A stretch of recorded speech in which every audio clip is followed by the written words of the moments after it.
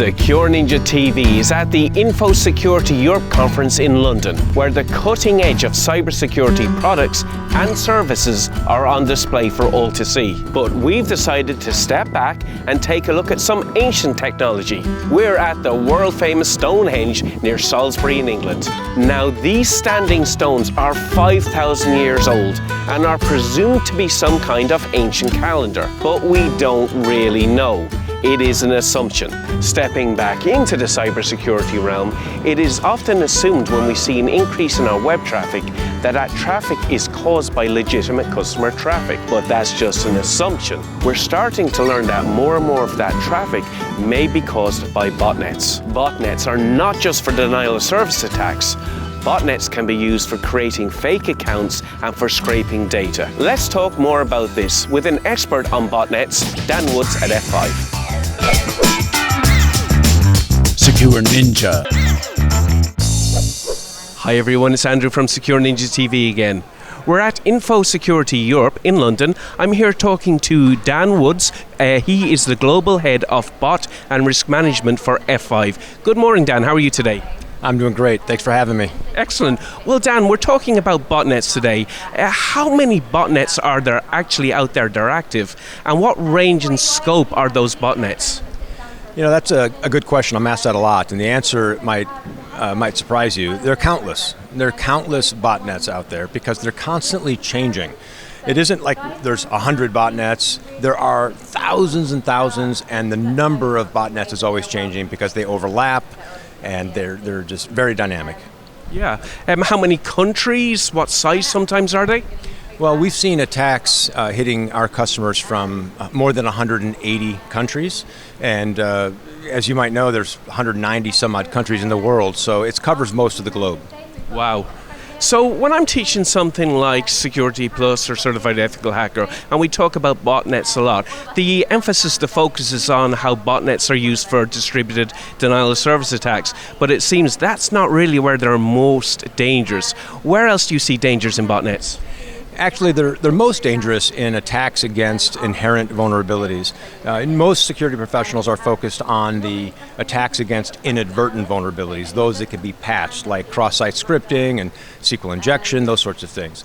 But really what most of the bots are focused on are exploiting the inherent vulnerabilities. Like, you are vulnerable to credential stuffing if you have a public-facing login page.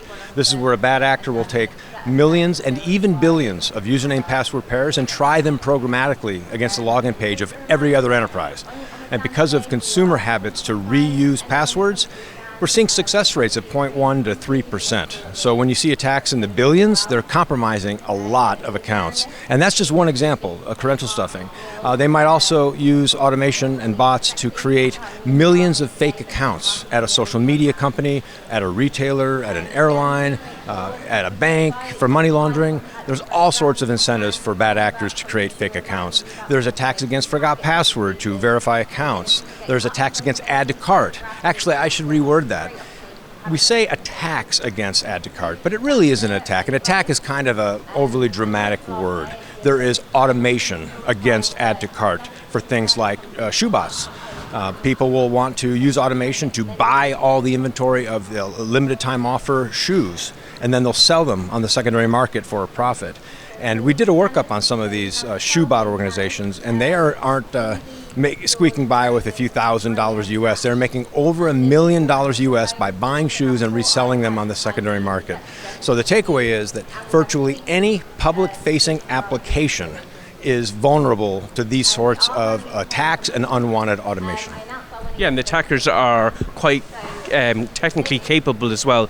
They set up their attacks beforehand and they're able to guess what the website is going to be structured like so that they're ready to go when the tickets are launched. For instance, I live in Colorado and there's a great amphitheater called Red Rocks, and anyone good that's playing there, the tickets are sold out in a couple of seconds. So yeah, absolutely. Now, part of this is, I go to create an account on a website, and normally there's something like a CAPTCHA as a security mechanism. Are those easy to bypass, or is it possible to bypass them? Those are actually quite easy to bypass. They use, you go to some of these CAPTCHA solving third parties, and they'll claim they're using optical character recognition or AI.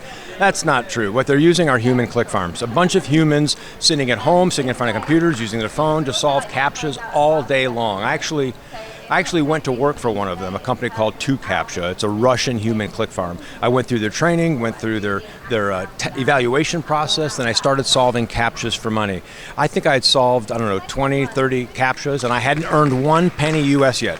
So it's very exploitative. But as long as you have thousands and thousands of humans all over the globe willing to solve CAPTCHAs all day long for very little money, then CAPTCHAs are only going to be a speed bump for most motivated and sophisticated bots. Wow, I didn't really realize that there was so many humans actually solving those for the attackers. Amazing. All of this, we have CAPTCHAs as a security mechanism, but also I suppose two-factor authentication is another way that we can secure accounts, make it harder for attackers to overtake an account. When we talk about two-factor authentication bypasses, there's normal technical controls that we teach, SS7 attacks, that kind of a thing. Anything else? With artificial intelligence, ChatGPT is in the news a lot. Any concerns that you have how ChatGPT, for instance, might be utilized to help in this? Well, there are lots of techniques to circumvent two-factor authentication. I think it's an important security mechanism, and enterprises should definitely deploy it.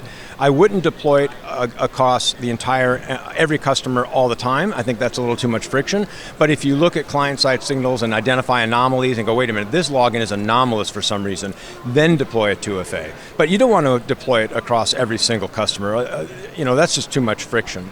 So yeah, there are lots of ways to circumvent it. I think the one that concerns me most is straight up social engineering that is aided by technology. Like there's an OTP bot. This is a technique where a bad actor has an app on his or her phone, and what it does is it calls the victim from the victim's bank, and then it says, look, we're trying to verify the purchase of a MacBook Pro for $1,300. If it was valid, press 1. If it's not, press 2. And of course, the person presses 2, and they say, well, in order for us to cancel that transaction, we just sent you a code. We need you to enter the code. And at that point, they're attempting to log into the bank account or whatever 2FA protected account. And that is causing the code to be sent to the customer. So think about the victim's experience. They're verifying the purchase of a MacBook Pro is invalid. They press it. They're told they're going to receive a code, and sure enough, they receive a code. They think it's related to the canceling of the MacBook Pro, but it's not. It's related to an unassociated login, and they enter the code, and that enables the bad actor with gaining access to the account. Now, again, 2FA is an important mechanism. People should deploy it, but it isn't the end-all be-all. In fact, most implementations of 2FA work something like this. You enter in your username and password, and if that's correct, you're asked to enter your 2FA. Well, that's a different server response. So if I want to launch a credential stuffing attack against a 2FA protected account, I'm going to know which credentials work and which credentials don't, just based on the different server response. Now, admittedly, I haven't taken over the account yet, but the purpose of a credential stuffing attack is to verify the credentials, and I've done that. So after I've maybe launched an attack with 300 million credentials, and now I have my 800 or 900 credentials that I know are correct because I was asked for the 2FA, then I can partner with somebody who specializes in defeating 2FA and do a targeted attack on those customers. Yeah, very similar to what we teach about for both error codes. Don't give the attacker any information. Excellent. Yeah, exactly. Dan, it's been an absolute pleasure talking to you this morning. Thanks for talking to Secure Ninja TV. We'll hopefully catch up again soon. I've enjoyed it. Thanks very much. Hey guys, thanks so much for watching. Please remember to subscribe and to like, because we have a lot more content coming from Infosecurity Europe. I'm Andrew Howard from Secure Ninja TV. We'll talk to you again soon.